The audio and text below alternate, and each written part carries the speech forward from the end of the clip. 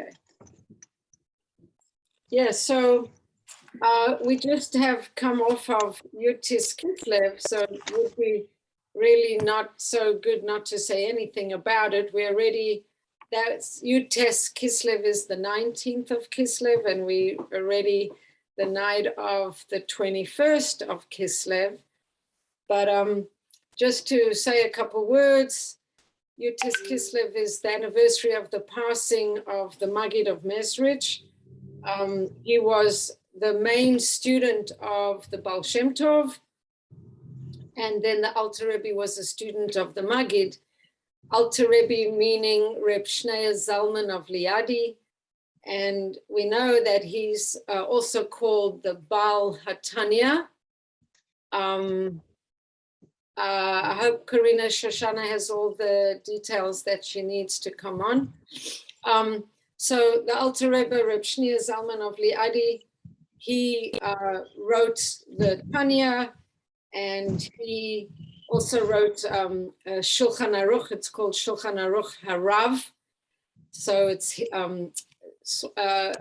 kind of extrapolations on the Shulchan Aruch with some additional commentary from the Alter Rebbe.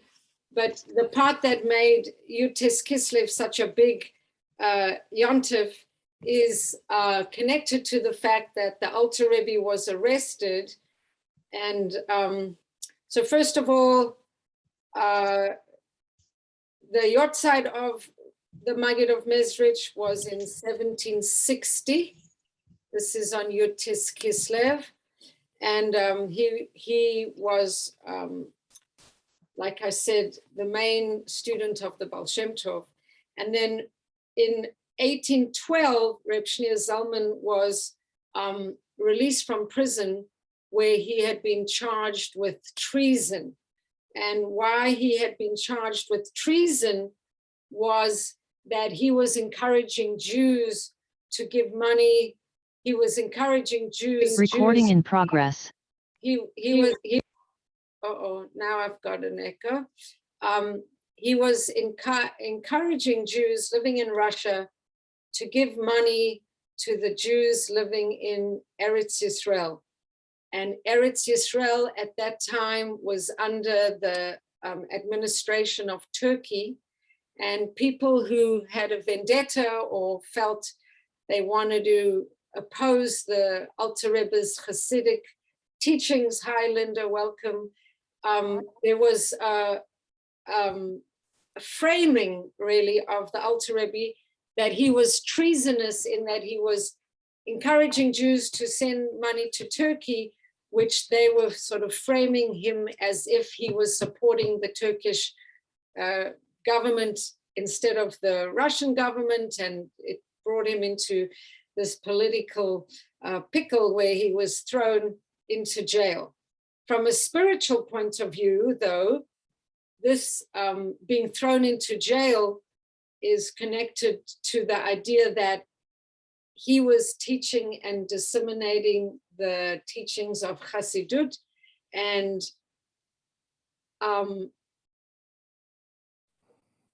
this was interpreted, or could have been interpreted, that maybe he should not be teaching Chassidut and he should desist.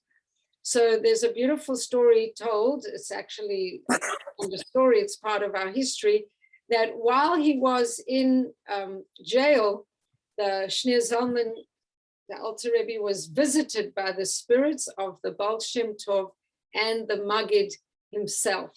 So people living on a certain spiritual realm, so not so uncommon for them to be having conversations and learning with departed. So the Baal Shem Tov came to visit him in prison, and the Maggid, and the Alter Rebbe, Reb Shneur Zalman, is trying to ask them for spiritual explanation of his arrest. And they explained to him that there had been a serious accusation brought against him in heaven for revealing these secrets of Torah, which is the deeper mystical aspects of Torah, which we talk about as Chassidut. And this had reached a kind of climax because he had published the Tanya. And then when he queried them if this meant that he should stop the dissemination of this level of Torah teaching, these Hasidic insights and extrapolations, when he queried them if he should stop, they said, no, actually he should double his efforts, he should continue and be strengthened. And then he actually got released, and he was released on the 19th of Kislev, which, like I said, was just 2 days ago. So in terms of the Hasidic year, in a way, we read Hayom Yom, and it starts again on Yud-Tes Kislev. That would be the first day. And so the book kind of begins with that. So it's in a way like a Rosh Hashanah of Hasidus, because it's with the Alter Rebbe that it gets disseminated in a more specified and laid out and codified fashion. So the Alter Rebbe is not the source of Hasidus. You can say the Baal Shem Tov is the source of Hasidus, and we spoke a lot about who he is. And then his main disciple was the Maggid of Mezrich, the preacher or the storyteller, or the, I guess, Maggid, the one who tells over of Mezrich. But the Maggid asked the Alter Rebbe, and he wasn't called the Alter Rebbe then, he was called Reb Shneir Zalman of Liadi. Alter Rebbe means the old Rebbe, that's a name he only got later. But the Maggid asked the Alter Rebbe, out of all his students, he felt that that Reb Shneir Zalman of Liadi was the one most suited to writing down many principles of Hasidus in a book in a way that people could learn it and appreciate it and be exposed to it.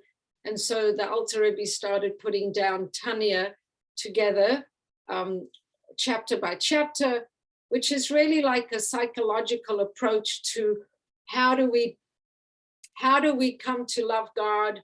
How do we defeat the negative proclivities of our own nature and our own soul? How do we serve God? It's kind of like a psychological, spiritual manual. And the Alter Rebbe says people are asking him questions, so many personal questions. So it's impossible to answer everybody's questions. But through the Tanya, he'll attempt to answer those questions of how spiritually can we overcome our negative, animalistic, self-interested tendencies to serve God. And the Alter Rebbe comes up with a few, with I guess many explanations, but he talks about the fact, and this is interesting because it's connected to the story of Rivka, who was pregnant with the twins. And Rivka, who was pregnant with the twins, felt these two twins struggling inside of her, and she couldn't figure it out. When she walked past sort of avodah zorah or foreign worship, she felt the inclinations of one baby within her trying to get out. And when she walked past a holy place, she felt the other baby trying to get out, but she didn't know that she had two babies in her. She thought she has one child, very confused, maybe really mixed up kid. So when she goes, and we've spoken about this before, when she goes to the yeshiva of Shem and Aver, I know we've spoken about it even recently quite a few times, that's Noach's son and grandson or great-grandson. She goes to get counsel, and they tell her, you don't have one psychotic child, you have two nations within you, and each one has its own nature. So I was listening to that class actually of my son. It's very nice, I can quote my son, Yehudi, when he was explaining the whole Esav Yaakov thing, he also used it to explain our own nature, and our own nature as related to by the Tanya, that a person could think of themselves and they could say, I'm such a hypocrite. some days I'm all into learning Torah and coming close to God, and I want to be holy, and I daven and I keep Shabbat and I light my candles and I'm all connected. And another day I'm like a totally different person. I must be a hypocrite, or something wrong with me, or why am I, flipping and flopping? And then the Tanya says, you like a small city, and within you there's a struggle going on, and you have different aspects of yourself that you kind of have to learn to manage. And you have a yetzer, you have a animal soul and a godly soul, and they kind of struggle. And in the Tanya talks about them struggling, and how you empower one aspect to get the better of the other aspect, and how depression is not going to be helpful, that in fact the more joyful you are, the more empowered your godly soul becomes.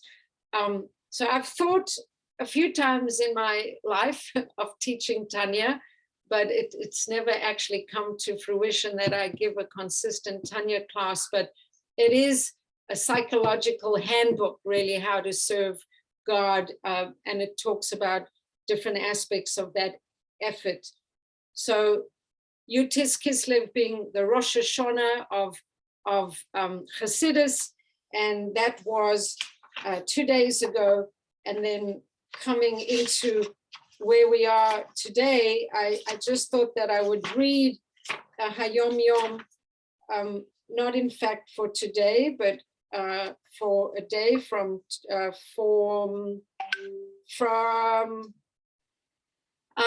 the 23rd of Kislev, which will be on Shabbat. I just thought that that's a beautiful Hayom Yom, so I'll read it and then we'll get into the Parsha. So the 23rd of Kislev, Susan, thank you, beautiful. So the truth is, Tanya is very complicated to teach, I think. So I haven't felt like ready to do it, but you never know.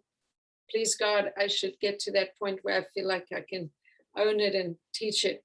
So 23rd of Kislev, which is going to be the birthday of my youngest son, Yosef.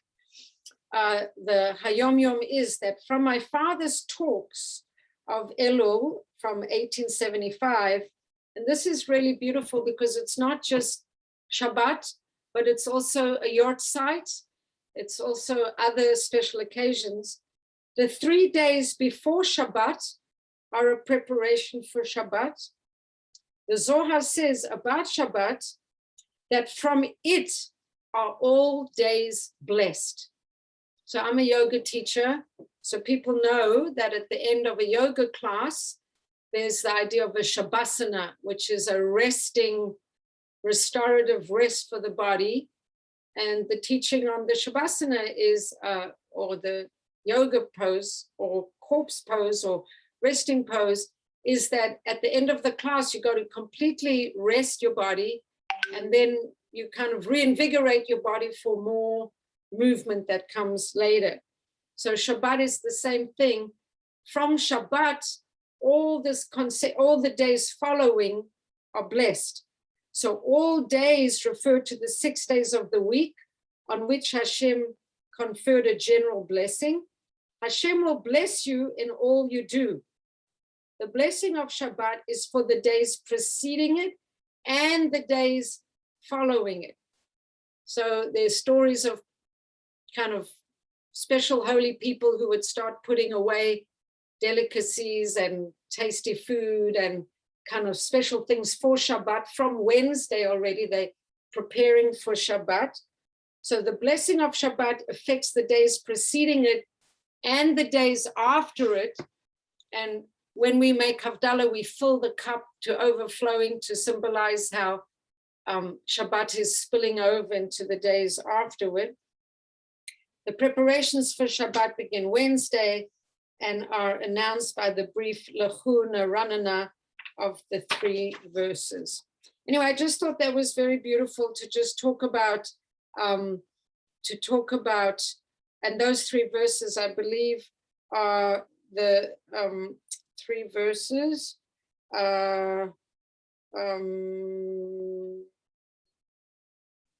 the 3 verses are the 3 verses of Psalm 95, and we say them also in the Shabbos davening.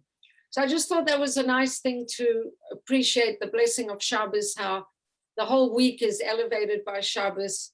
And we see that on a physical level as well as a spiritual level, because on Shabbat we rest, we eat extra, we kind of replenish and restore ourselves. And I often wonder, how do people manage if they don't keep Shabbos? Because then you just kind of go and go and go, and you don't have that, like, okay, I'm stopping now, I'm integrating, I'm going off my phone, I'm going off media, I'm not going to be, receiving texts, I'm not consuming additional out of myself stuff. I'm reading Torah's, books, but I'm restoring and replenishing myself. And honestly, I didn't think when I first started keeping Shabbat that I would get to that place where I really think if people don't keep Shabbat, I feel badly for them. I feel like you need to do this. This is going to be good for you. You must do this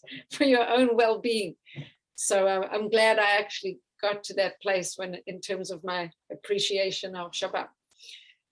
Okay, so coming into the Parsha, and I said that this Shabbos is going to be my son's birthday, whose name is Yosef, and of course the Parsha is all about Yosef and Yaakov, but Yosef too. So we're going to do it inside text-based class, which I'm getting even more of an appreciation for now, because somehow I feel that there's so many commentaries on the Chumash, but nothing like looking at the actual text and seeing the words. And then Rashi gives us tremendous extrapolation on that text. So I'm going to share the screen with you. And we can all look at it inside. So I don't know, I heard a rumor that Shoshana was coming, but then I don't see where she is. So maybe she's coming, and maybe she came. Did she come? No, she didn't. Okay. Okay, so we're reading Vayeishev, and we're going to take it step by step and line by line and verse by verse. And there's lots of yummy things to discuss and to learn. So it starts off, and it says, Vayeishev Yaakov me'eretz Megure Aviv be'eretz Canaan. So Vayeishev, it's return. We know teshuva means to return. Vayeishev, to return. Yaakov, and Yaakov is really, it's Yashuv is the root of return, but it's really settled like yeshiva. Yeshiva is a settlement. So Vayeishev and Yaakov settled be'eretz Megure Aviv, in the land of his fathers, sojournings, be'eretz Canaan, in the land of Canaan. So this idea of settling, coming back to settle down and to kind of rest and to get quiet. Yaakov has already been through a lot. He's one of our forefathers that had many experiences, and they weren't all so easy. So Rashi tells us a lot of things. I want to look at this. Yeah, it starts here.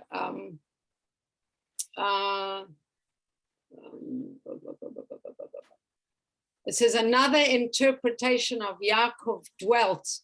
So Rashi brings us an interesting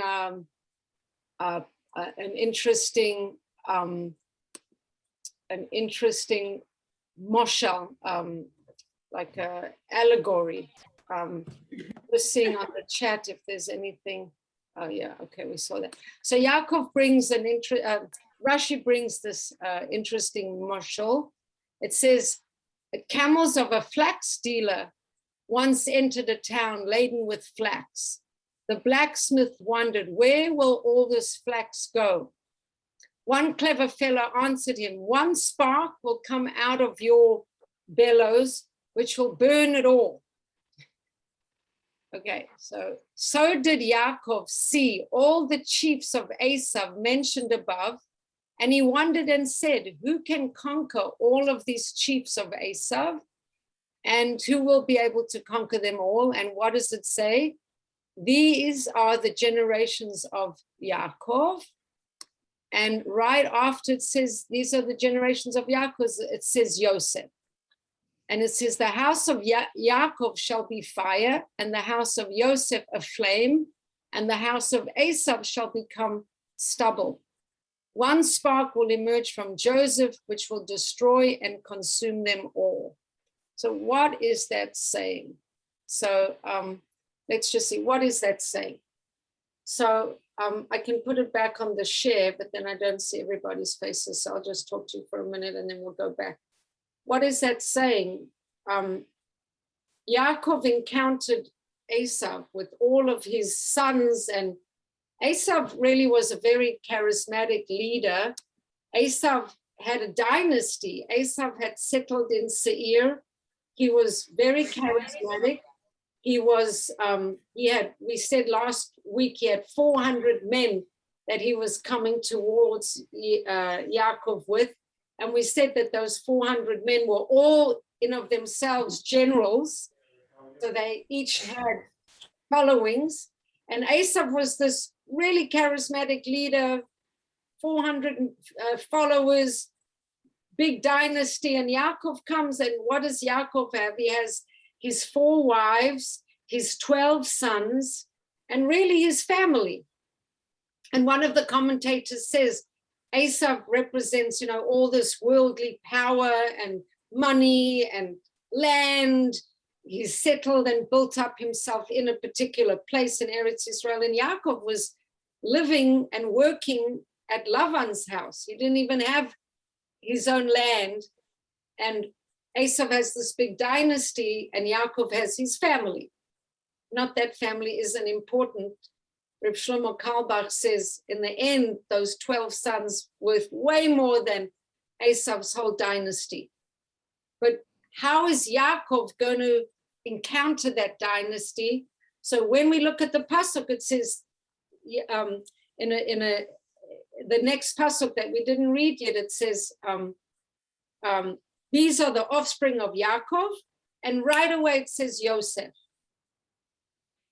What does that mean? It means that now that Yosef is born to Yaakov, he has the power, spiritual power to encounter Esav.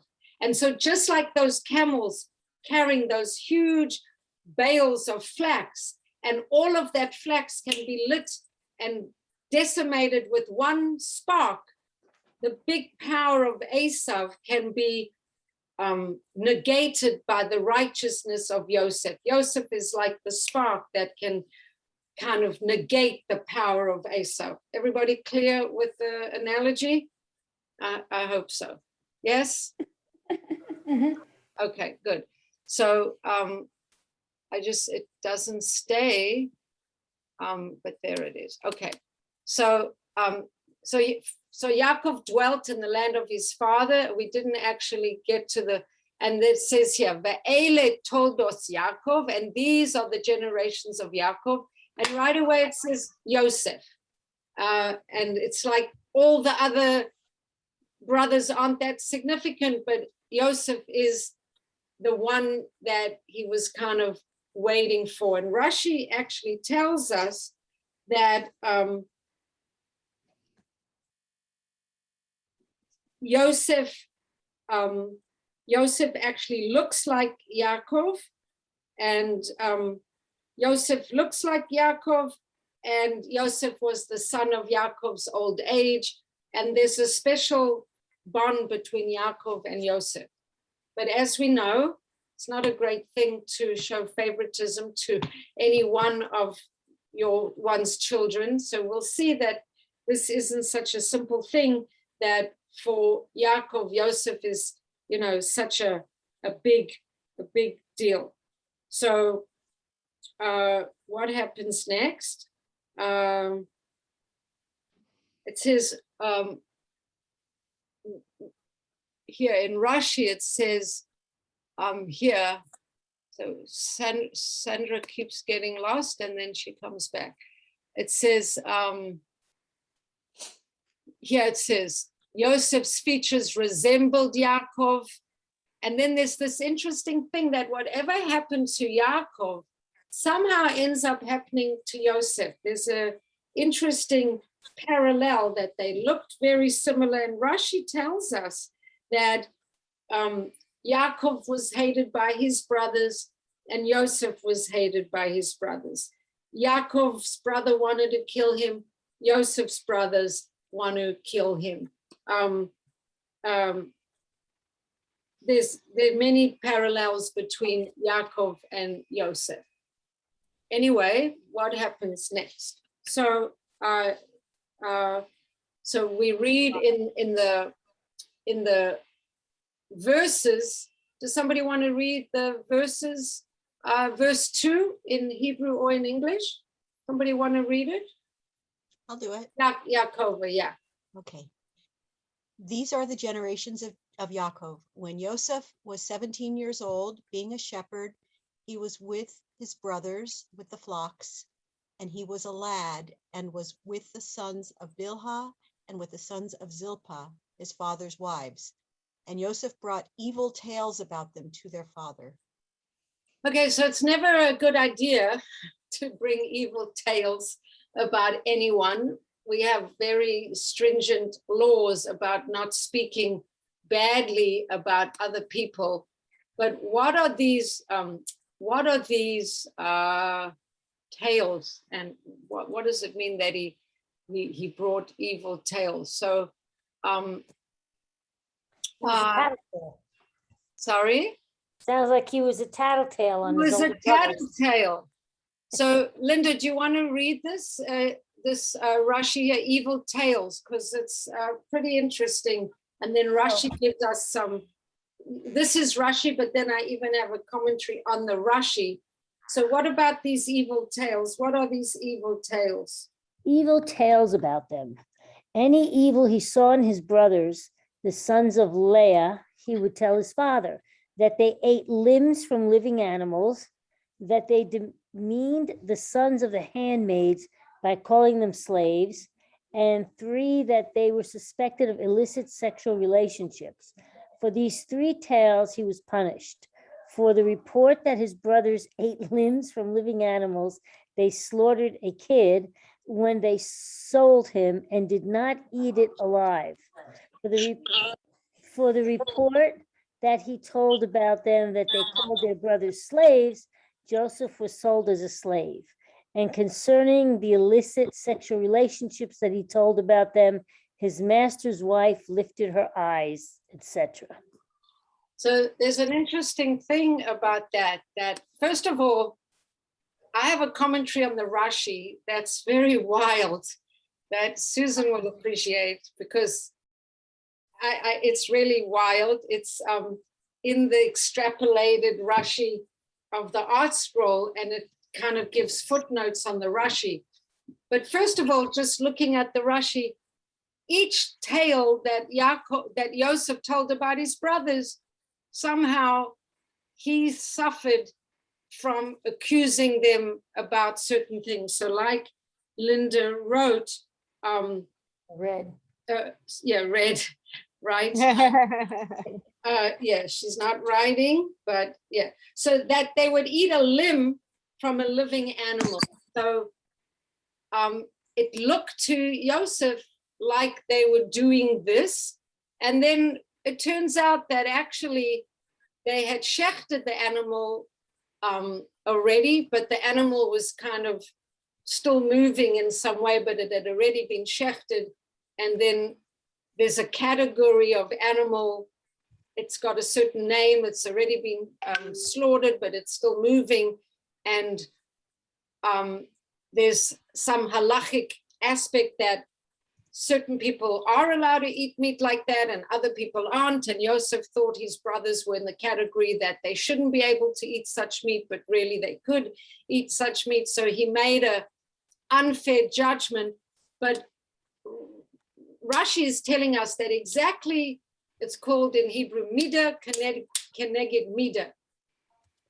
As a consequence of what he says to them, he's accusing them of eating limbs from a live animal. So what happens in connection to that? An animal is slaughtered. I guess it's sort of a parallel aspect. And we'll see later on that his brothers report to his father that he's been killed, and they dip his clothing in the blood of a live animal. That's the midah keneged midah. Welcome, Shoshana. And then the fact that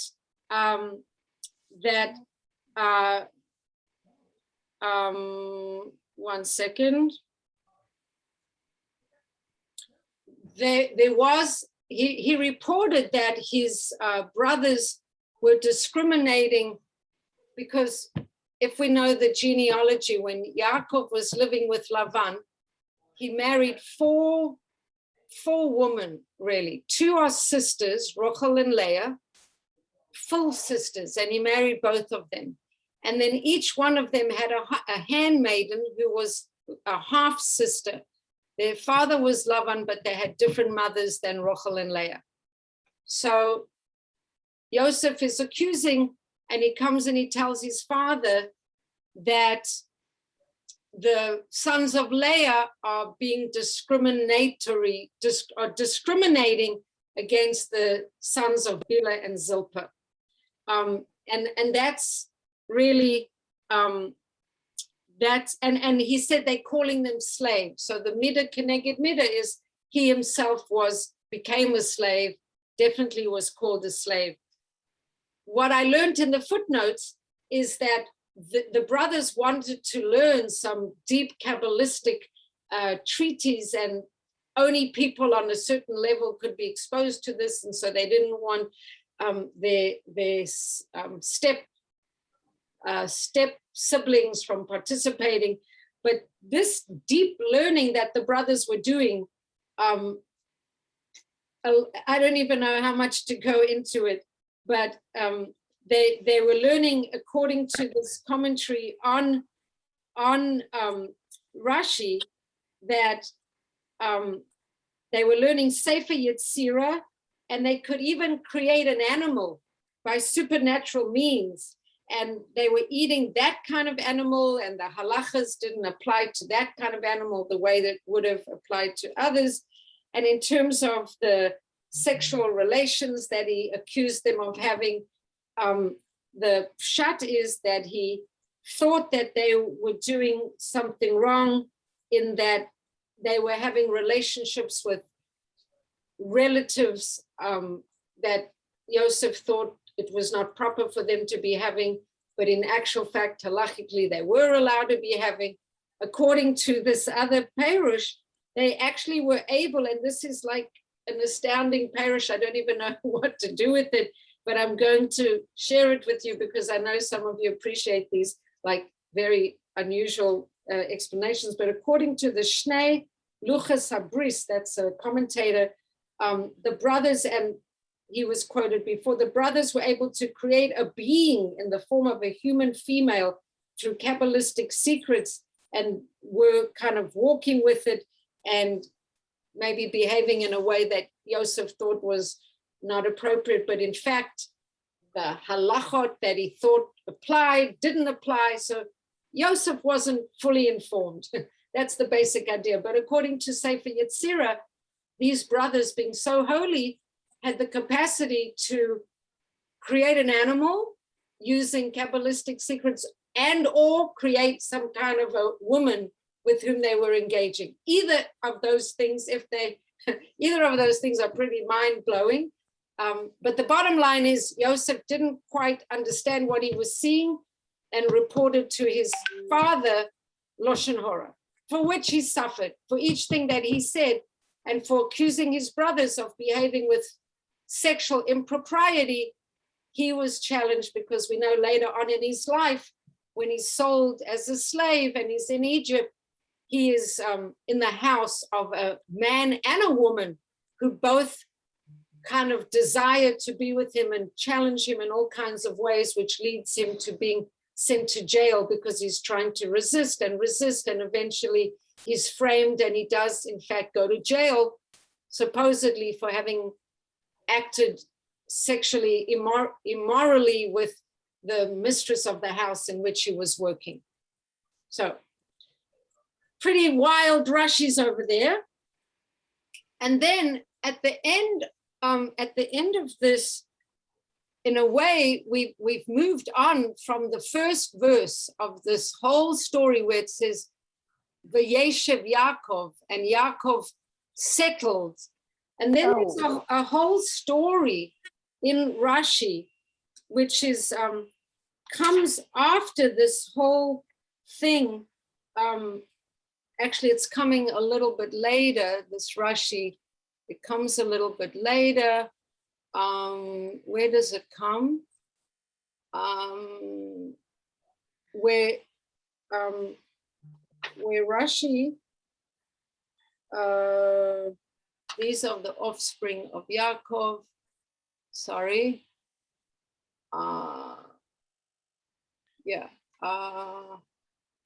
Here. These are the offspring of Yaakov. And part of this, if somebody wants to read, I don't know if you can see my cursor, but it's this first Rashi, and it's this little verse 1 where it says, when Yaakov. Does somebody see where my little cursor is?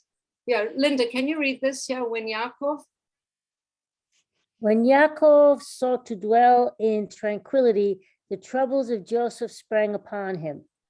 The righteous seek to dwell in tranquility, said the Holy One. Blessed be he. What is prepared for the righteous in the world to come is not sufficient for them, but they seek also to dwell in tranquility in the world.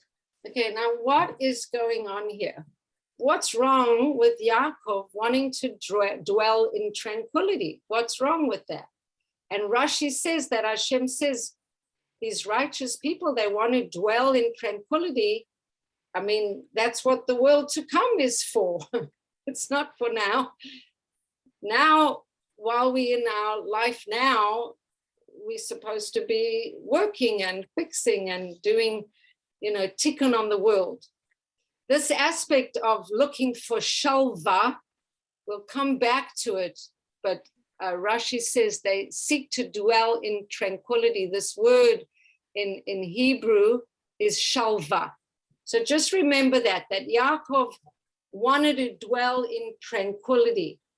What does that mean? It means peacefulness. It means not having Tzuris. It means a calmness. Anybody who's an artist or a creator, when you experiencing Tzuris, it's very hard to create. And we're going to see that this Parsha is full of Tzuris. It's full of human struggle and the lack of shalom, especially amongst brothers. It's tremendously lacking in shalom. So let's look at this. So first of all, we've got this Lashon Hora that Yosef is bringing evil tales to his father. Now, first of all, Yosef is a tzaddik. He's the only person in Chumash who's called Yosef HaTzaddik. So he's a very righteous person, and he's an amazing person. Yaakov feels he can defeat all of the generals of Esav and the myriads of followers of Esav when he has Yosef by his side. Yosef is amazing, but Yosef has some refinement or something to come into himself, and he's speaking Lashon Hora about his brothers, And there's going to be very severe ramifications from that. And Yaakov, his father, is going to have anything but tranquility for a while. And we're going to see that this is the parsha with lots of no tranquility. And then we're going to talk about that. So we're going to try and get there a little bit faster. So now, setting up for more Tzuris, does somebody want to read verse 3? Anyone else? Susan, you want to read it? Or you don't have your glasses? I'm on my phone. It's way too small. Sorry. Oh, okay. So Linda and Yaakov are our readers. So Yaakov, you want to read that? Verse 3. Oh, she disappeared. Okay. Got it. So yeah.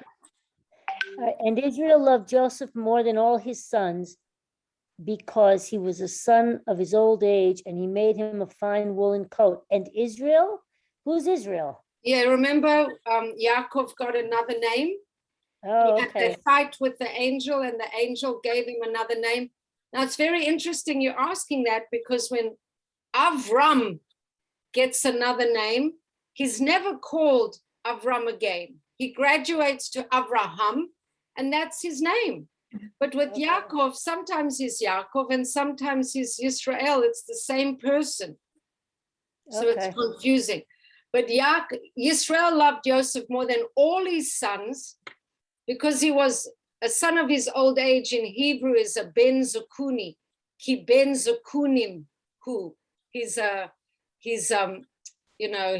his oldest, his youngest son. He's His an baby. older person. He's his baby, right? But this, this sets up a lot of trouble. Let me just see if I can find what else it says here about this Ben Zakuni. It also says one of the other explanations of not just that he was his old age, but it says that Joseph's features looked just like Yaakov's features. That's from a medrash, which is pretty interesting. Then he gives him this fine woolen coat. So this fine woolen coat. And Rashi tells us a lot of things about this fine woolen coat. He says there's a medrash actually that it was called, what was it called in Hebrew? Katonet pasim, a coat, pasim, fine wool. But the medrash says actually this pasim, it's not just fine wool, it's kind of really because of all the troubles that are going to come to him in the future. Now, I don't understand what that means. Does that mean that Yaakov knew Joseph was going to have troubles, and he gives him a coat to kind of help him withstand all these troubles? But it's an interesting Rashi that the Medrash, however, explains that it was called Pasim because of Joseph's troubles, namely, and none of these troubles have happened yet. He was sold to Potiphar, he was sold to the merchants, he was sold to the Ishmaelites, he was sold to the Midianites. So is Yaakov giving him something to protect him? Is it a coat that's got protective powers? So that's something to look up, because Where did this multicolored thing come from? The colorful coat. Where does it say that? Well, it says here in Rashi, woolen garment like green wool and blue wool, and like the fine woolen coat of Tamar and Amnon. So does it say in any of those places that means it's very colorful? Blue and green makes it colorful. I mean, that's color. Yeah, blue. Well, we do. It is. Green. It's Blue, known as Joseph and the Coat of Many Colors. I have a cousin on my father's side, an old person, I mean, long gone, who wrote a book, Joseph and the Coat of Many Colors. I have it in my bookshelf. I have to read it. A movie, play, this and that.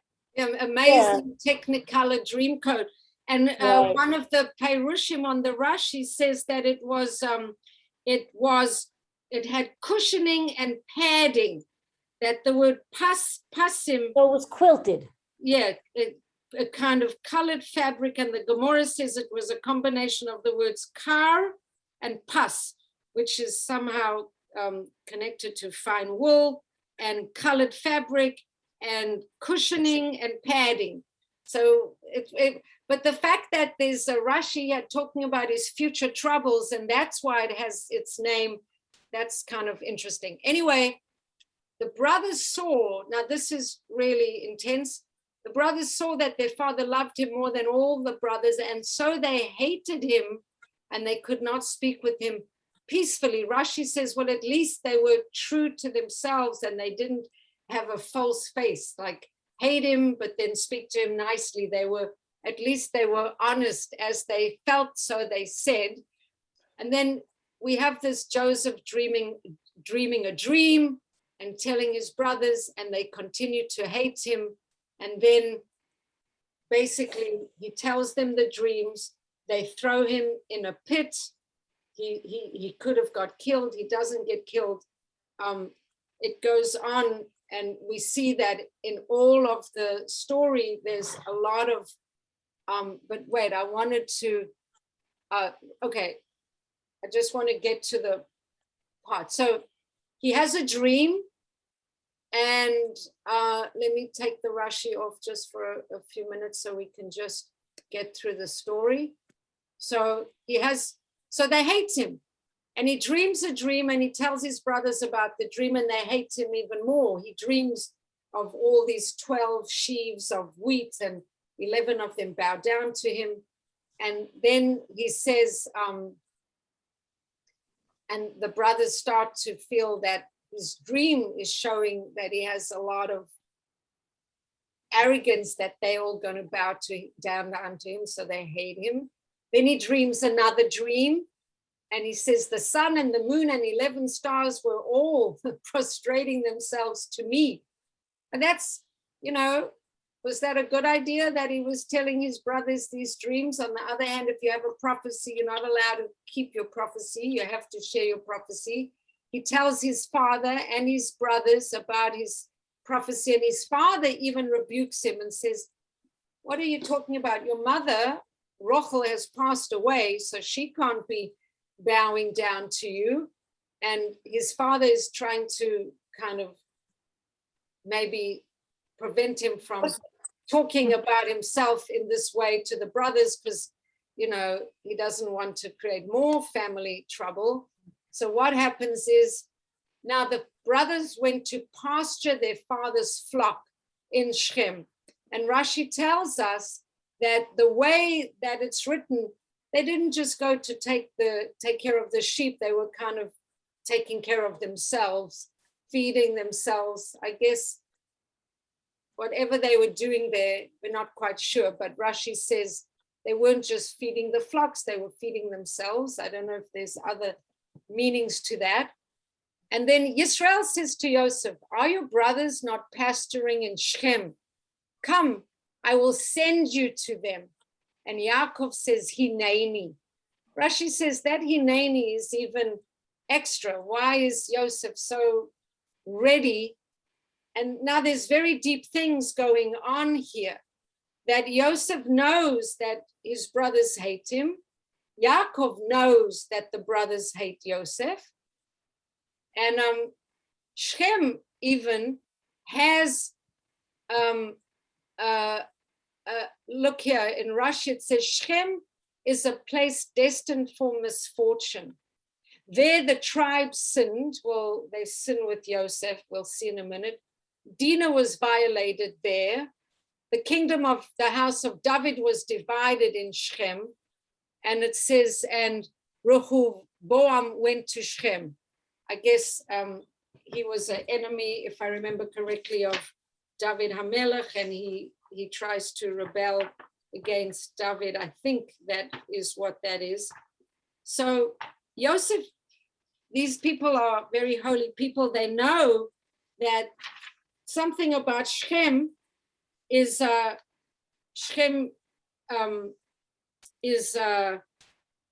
place. Rashi says, Makom Muchan Lupur Anot, it's a place prepared for adversary. That means that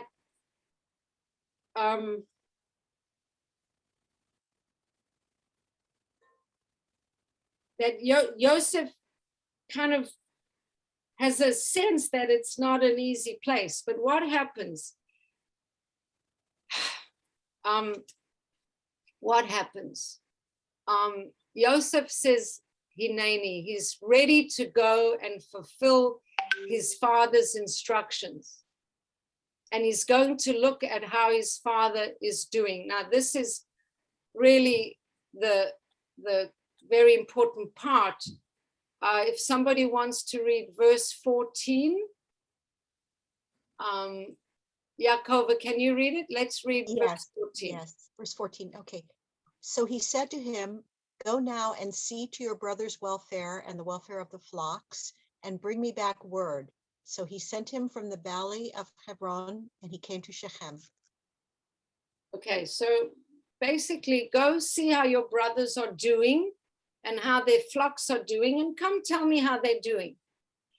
But Rashi tells us such a deep thing, and the deep thing that he tells us is based on this little phrase. He sent him from the valley of Hebron, and he came to Shechem. Now, I know Karina is on this call. I don't know if she's still there, Karina. I'm here.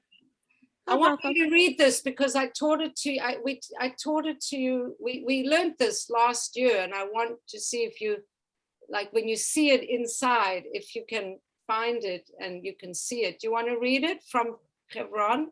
Yes, I'm trying to pinch it harder on my screen because I'm on the phone. Yeah.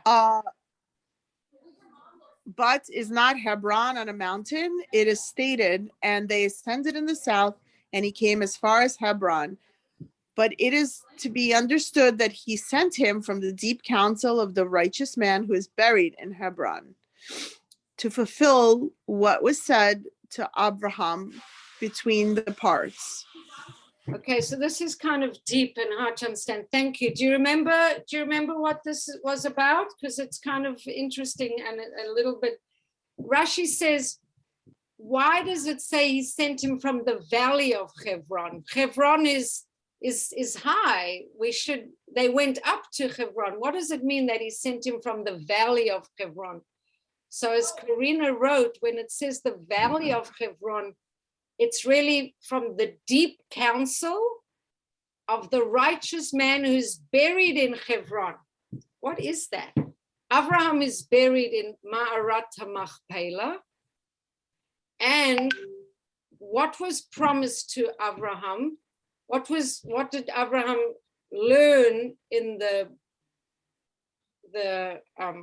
when he made a covenant with Hashem? It's called the covenant between the parts, the bris bein habasarim. He learned that his descendants would have to go down into exile. And so what's going on here is that when Yaakov sends Yosef to go and to check out how his brothers are doing, he's operating with the insight of this prophecy that was given to Abraham, who's buried in Hebron, and he's sending him from the midst of that prophecy almost, that this is going to be the beginning of an unfolding of a journey that's going to land up in what was the prophecy that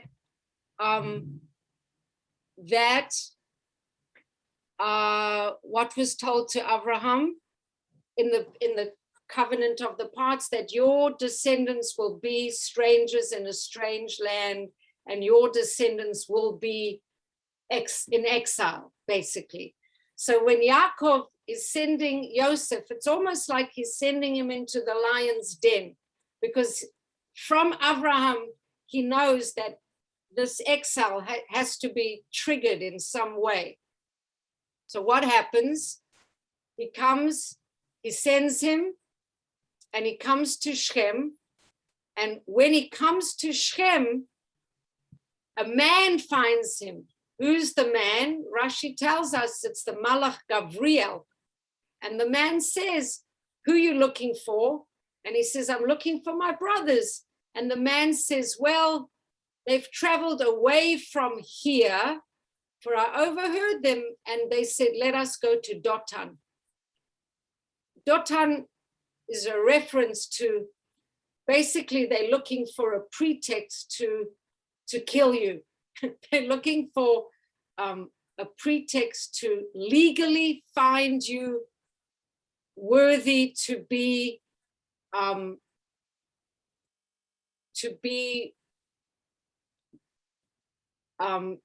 according to based in a rebel against the leadership of the Jewish people. Who's the leadership of the Jewish people? All the other brothers.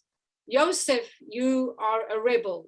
They're looking for a pretext to punish him. They're looking for a pretext to really do him harm. Rashi says they removed themselves from brotherhood. They removed themselves from feeling, that they wanted to be loyal to him. So this is intense because Yosef is a tzaddik. Yosef is beautiful. Yosef is his beautiful mother's son. Yosef is the one that's going to help Yaakov defeat Esav. Yosef is a tzaddik. Yosef is beautiful. Yosef is amazing. But Yosef is going to be playing out a story where he goes to his brothers, and his brothers were all righteous. We don't, all those Lashon Horahs that Yosef was speaking about his brothers are really righteous people, but they saw the world in a very different way.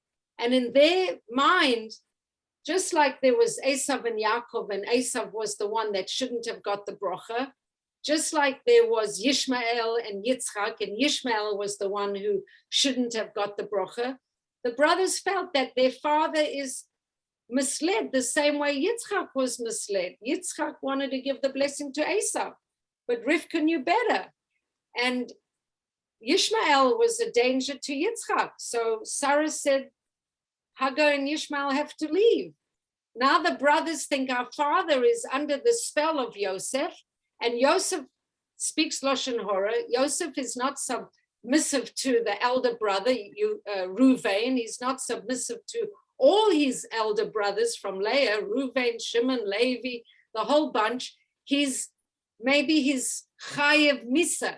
According to Beit Din, he's a rebel. He should be executed. So they concoct a story.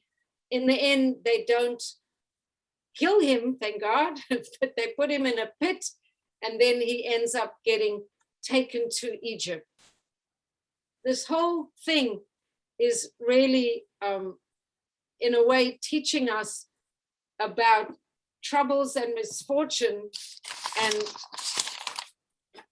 I have a beautiful essay, and we're running out of time, but I just want to share it with you, about Yaakov looking for this Shalva, looking for this peace, and how important in Torah it is really for us to pursue peace and to have peace and to come to this peace. But for Yaakov, it was very elusive. He struggles, and now his family is struggling, and there's going to be a lot of drama, but we're going to see how Yosef transforms himself from a person who was a little insensitive to how he was talking about his dreams. Yes, they were prophetic dreams, but he was stoking the fire of his brother's jealousy. Yes, he was very righteous, but he was tattletaling on his brothers. Yosef transforms, and we see later on in the story, there's so much to talk about, but after the incident when Yosef is thrown into the pit, and then he's sold into Mitzrayim, and they come and tell their father, Yosef, we're sorry, but he was attacked by a wild animal. He has his coat, and they dip it in the blood of a goat, and his father is unconsoled. The brother who sort of was the most charismatic brother, Yehuda, he's blamed by all the family for kind of orchestrating and suggesting that he be sold, and he leaves the family, and he moves away, and he goes and does business with non-Jews, and then he marries he marries the businessman, he marries the daughter of this businessman to his sons, and it looks like the whole family is kind of disintegrating. And but then I'm trying to summarize so much of the Pasha on one foot. Then Yehuda is kind of also has a moment where he's very low in his career in every which way, and he elicits a turnaround and comes up from the ashes. Whatever, I better explain that, because otherwise it's a little cryptic. So I'll explain that, and then I'll try to read this essay with you about peace and tranquility, because I wanted to try and get to it. But the story of Yehuda is very important. So we see Yosef thrown into the pit, sent to Egypt, works for a family there, is framed for being sexually inappropriate, lands up in jail. Well, that's pretty heavy. This person who we know is a great person, a tzaddik, down in jail. Meantime, I said Yehuda leaves the family, his family holding him in a way responsible for the falling apart of their family. What happens to Yehuda?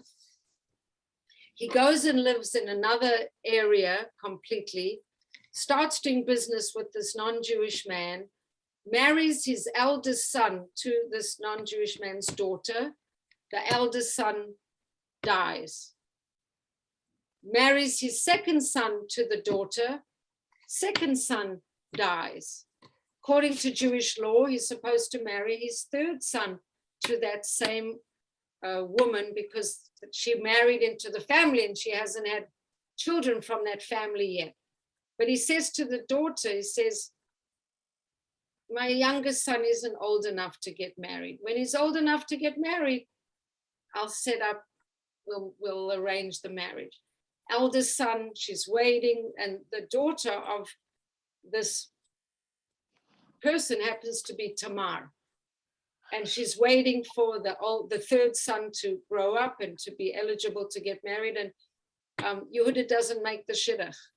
And he keeps putting it off, he keeps putting it off, he keeps putting it off. And Tamar, we know, is a righteous person and a person of great integrity. And she knows she's supposed to have a child from this family. So this story where she dresses herself up as a prostitute, and when Yehuda goes to the fair or the marketplace or whatever, he goes at the end of some kind of season in agriculture, she's dressed up as a prostitute, she's disguised, and Yehuda doesn't know it's his own daughter-in-law. He has relations with her. Mm-hmm. She gets pregnant, and when he pays her, he says, how can I pay you? And she says, well, you can give me, he says, oh, I don't have money to pay you. So she says, that's okay. Give me some of your possessions. I'll hold them. And when you send me the money, I'll give you your things back. So he gives her his ring, his staff, and some other identifying items of his clothing. So she keeps them. He sends his assistant to pay her the next day, and she's gone. He can't pay her. He can't get his things back. So she starts showing in her pregnancy, and they want to embarrass her. She's a harlot. She got pregnant. She's part of this family. What does she do wrong? How could she do that? And then she calls Yehuda in private, and she says, you know who impregnated me? The owner of this cloak, this staff, and this ring.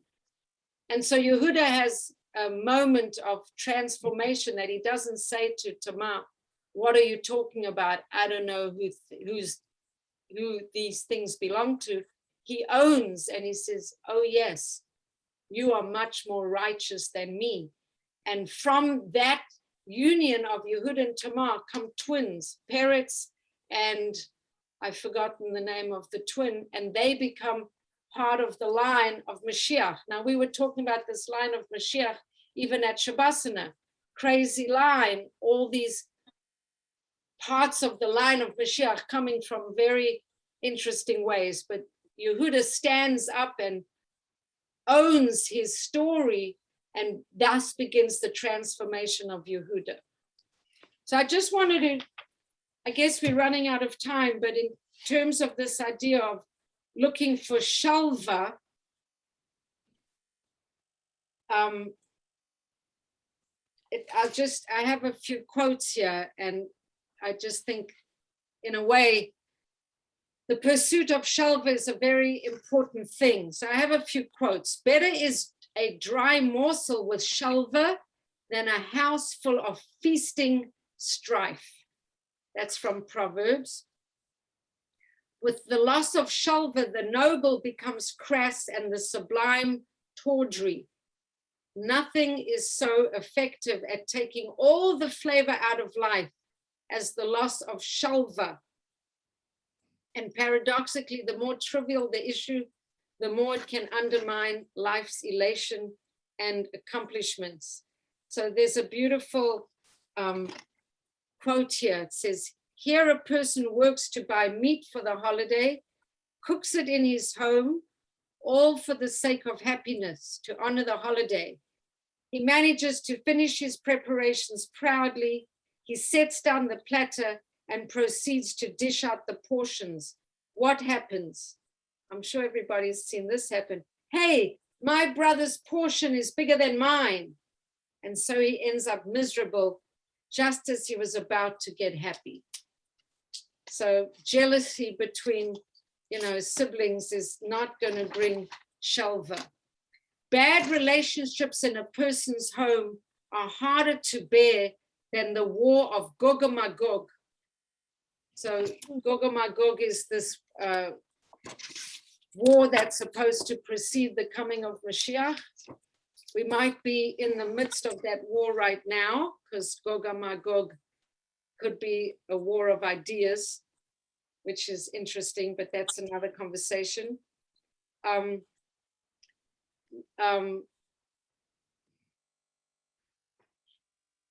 For Yaakov, he's looking for this Shalva, and says for two sellers worth of extra material that Yaakov gave to Yosef, his brothers became jealous, and one thing led to the next until our fathers went to Egypt. Because of this lack of harmony between this family, Yosef gets sold and the Jews land up in Egypt for almost 400 years, this element of peace and tranquility. I'll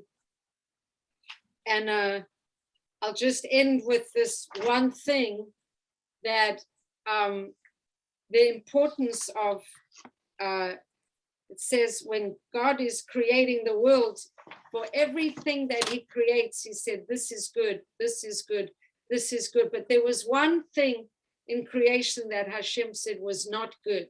It's not good that man should be alone, that Adam should be alone. So,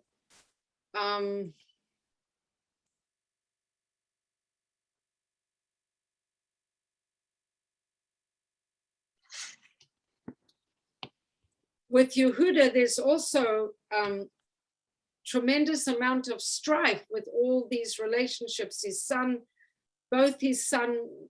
wife dies, his son dies. There's lots of disappointment and lack of Shalva. And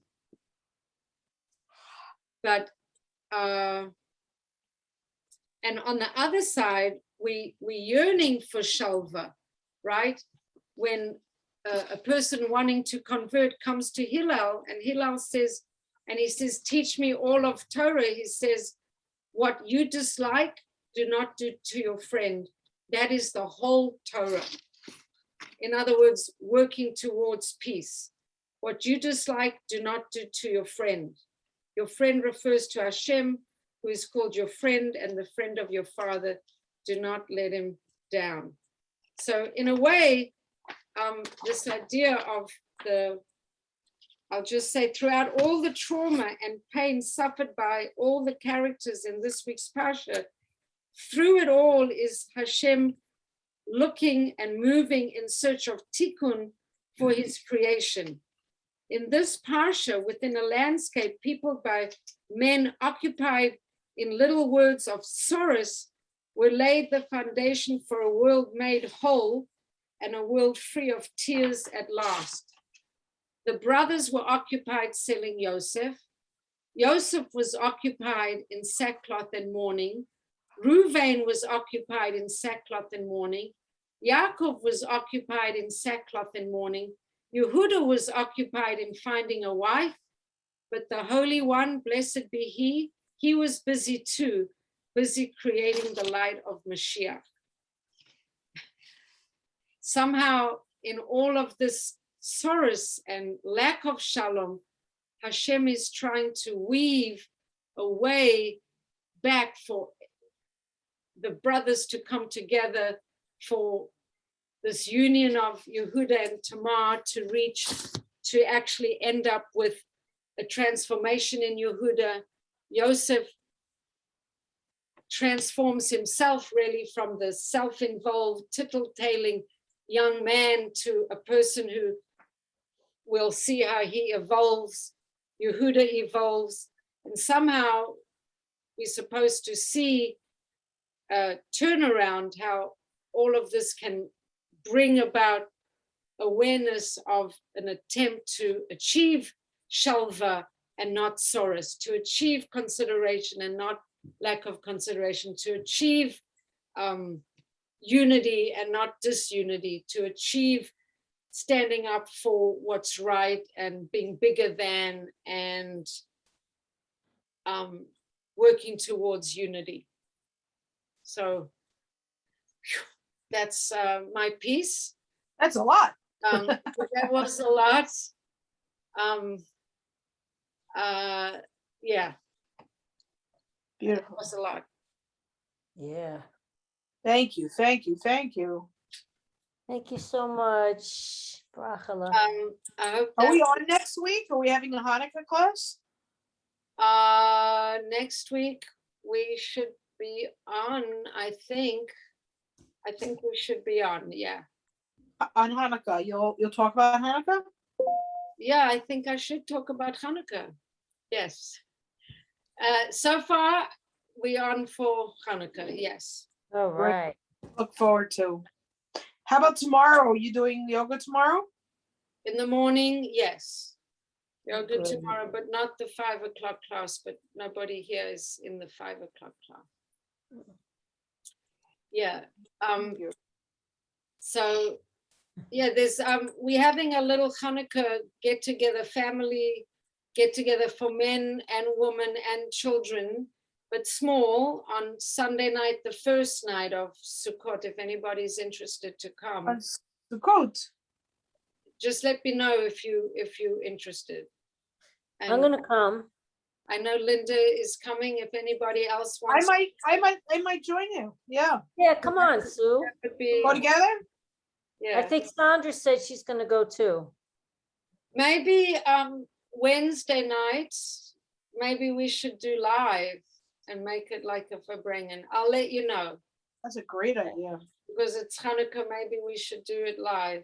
But Sunday night is like a men, husbands, wives, not just a woman's thing. And it'll be, Yeah. like party style. Yes, I remember. Yes. That All was- right, so that's fun. everyone is welcome, and I'm sorry this did go on a little long, but Okay, Freilich With you, it's always a pleasure. it sure is.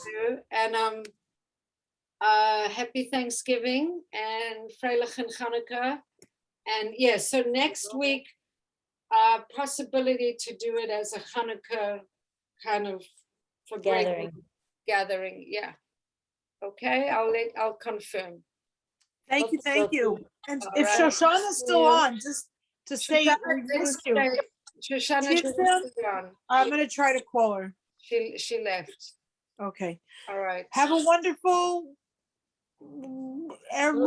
Thursday, Friday, whatever. You It's too. wonderful. Have a good Thanksgiving. Take care. Thank Bye, you. bye. All All the right, best. bye. Thanks, and bye.